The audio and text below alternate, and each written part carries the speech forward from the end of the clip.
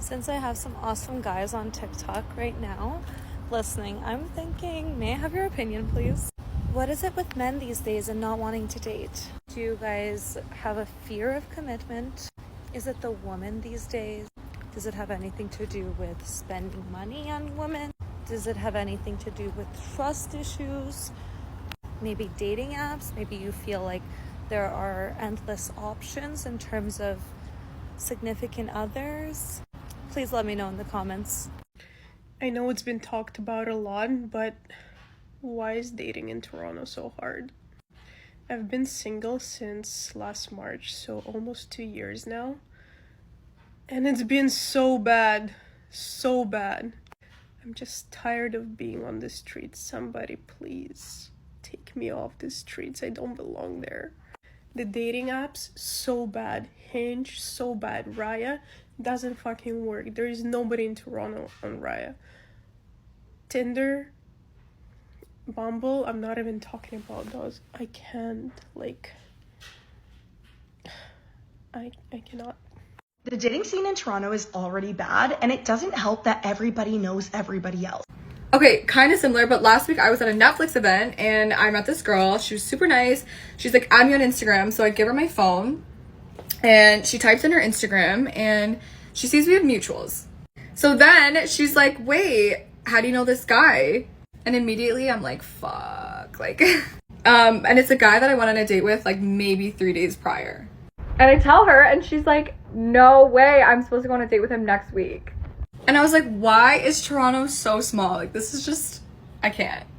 This is for the girlies. Please let me know where you guys are meeting people. My friend and I were talking about this and we're like, every year we say we're gonna meet someone and like, it's crickets out here. Because when I tell you, so many people have sent me TikToks about Raya, trying mixers, but literally all of these videos, by the end of it, it's people saying, nothing happened on Raya, the mixers were a joke. And I literally used to think like, I can't block my blessings, like I need to stop talking to everybody. But then I literally realized I haven't met anyone new in a year. Nothing has changed in a year. There is no like big revelation. Nobody's really met anybody. All the TikToks I've seen, nobody's like getting successful stories out of their dating life or even has a dating life to begin with. So now I'm just like, what should I do other than move? If I think about it, I really haven't changed my environment too much other than like where I work. So I feel like I need to just like stick myself into like networking events. Like, I don't know. I'm just like, it cannot be this hard. But also I'm watching Receivers right now on Netflix and like all the wives and girlfriends met their man in like high school or uni.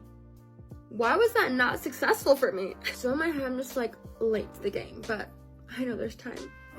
Here are the types of guys I won't date. Number 1 are any guys that are stingy or cheap. These guys are just trying to do the bare minimum to get the most out of you. They're the type to go to a cafe and pay $2 for a coffee and stay there for 7 hours. And I'm not going to be that cafe. I'm the cafe where no laptops are allowed on weekends and there's a 2-hour time limit.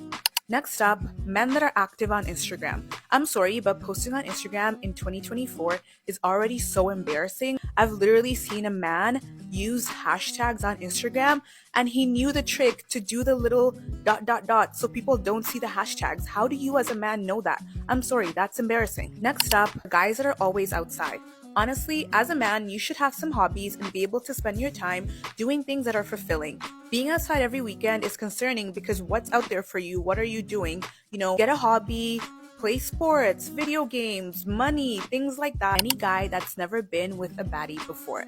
These are the types of guys that would be like, oh, I can't believe I pulled you. I can't believe I have a girl like you. There's a reason why he's never had a girl like you. And he's telling on himself. The dating scene in Toronto is already bad, and it doesn't help that everybody knows everybody else. The other day I was in an Uber ride share. We go to pick up the second girl, and somehow my Uber ride gets canceled. I asked the Uber driver if he could still drive me because I got charged. He said, yeah, sure, after I pick up this third person. We pick up the third person, and then all of us get to chatting. The girl next to me started asking me about my dating life, and I told her I'm single as a Pringle and ready to mingle. Somehow she was like, well, I actually have a lot of single guy friends. Would you be open to me setting you up with one of them? It was like God was answering my prayers. I was like, absolutely, of course. She takes my phone to look her name up and then goes, wait, how do you know so-and-so?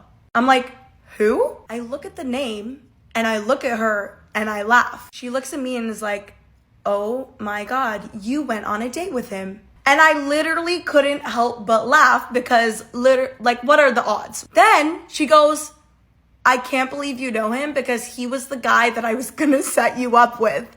I cannot make this shit up. Thankfully, she was a girl's girl and said that she had other friends. So I said, yes, girl, anybody but him, I'm down. She shows me another guy and goes, would you be down to date him? And he was cute, so I was like, I mean, sure, I'd go on a date with him. Turns out, that guy was the first guy's best friend.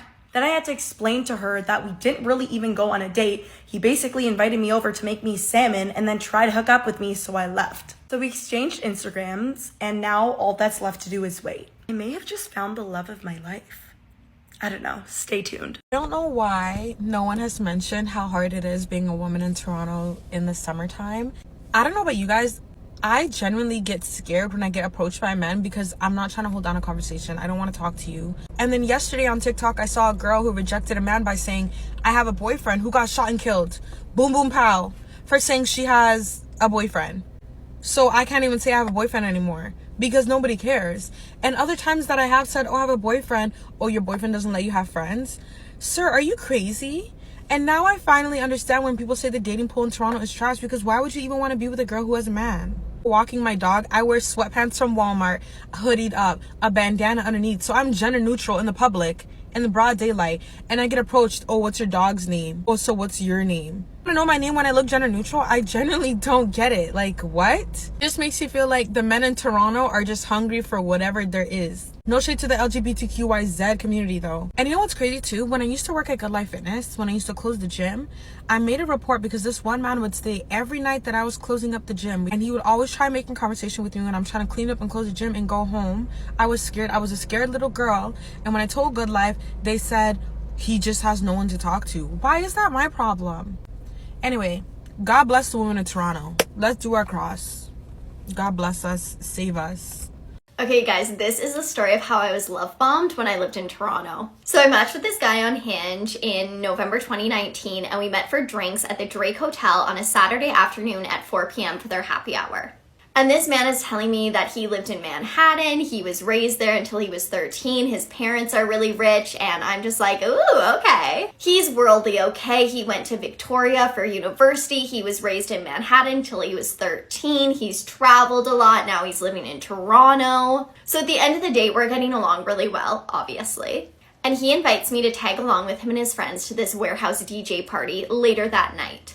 So my friend was rapping at the venue right beside Sneaky D, so I told him I could meet him afterwards. He's like, no problem, we're gonna be at the party at 10:30, so you can come by whenever. So I'm like, perfect. My friend's set ends around 11:30, and then I'll just Uber over. So my friend's set ends just after 11:30, and I text him to let him know that I'm gonna be on my way soon. And this man informs me that he is doing LSD in his living room with all of his friends, and they have not left for the party yet. And like, if you wanna pretend that you're in your own Euphoria episode, like, you go for it, like, no judgment. But he told me earlier that he was going to be at the party already, I was going to be on my way, and it was getting quite late. So I texted him and I was like, hey, no worries at all, if you guys aren't going to be there soon, I think I'm just going to walk home, because I lived right by Sneaky D's. And he texts me, he goes, no, I really want you to come to the party, we'll be in an Uber right away. And I'm like, great, I'm on my way. So I get to this DJ warehouse party, I think it was near the Junction, it was like an industrial part of Toronto. When I walk into this party, you guys, I can tell every single person is tripping balls. I'm completely sober, so I get a couple of rum and cokes, we're like dancing, I'm meeting his friends. And we kissed, and then the next day he took me out for sushi. So we went on 4 dates, we spent 1 week together, 1 whole week of knowing each other, and he asked me to be his girlfriend. And like any sane woman, I said no, because I was not ready for that commitment. And then the whole second week that we dated, all he did was pressure me to be his girlfriend and told me that he was falling in love with me and that he could tell I was falling in love with him too. And then it was Christmas time and he flew back to Boston to see his family and I flew back to Alberta to see my family. I hadn't seen my family or friends in 6 months. And then a couple days just before New Year's, before I was flying to New York with my family to celebrate New Year's, he called me and told me that he didn't want to see me anymore because I hadn't texted him all day, even though I told him that I wouldn't be texting him because I was with my family and friends who I hadn't seen in 6 months.